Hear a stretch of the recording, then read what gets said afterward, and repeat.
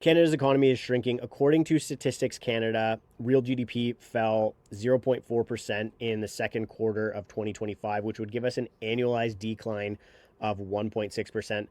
From my perspective, this puts Canada firmly in the first quarter of a recession. I can't see a version of the Canadian economy in which we see GDP growth in Q3. And so we will likely, or already have likely, once we get the Q3 data, 2 consecutive quarters of falling GDP, which is your technical definition of a recession. Now, I've talked a lot on this channel about how we've been in a per capita recession for a long time. I was actually, fortunately or unfortunately, the person who coined the term me-cession, which is a individual recession. Canadian individuals like you and I, me, are in recession and have been in recession basically since 2022, when GDP per capita started declining and has progressively been declining ever since then. So even though real GDP was growing, it was growing because of a lot of government spending and a lot of population growth, which meant more people, which meant less economy or money on a per person basis. So GDP per capita has been falling. But now we've gotten to the point where government spending is coming off, population growth is coming off. And so we finally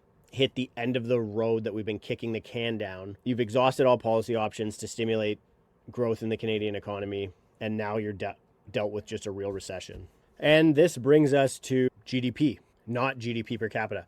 GDP fell 0.4% in Q2, the first contraction of the year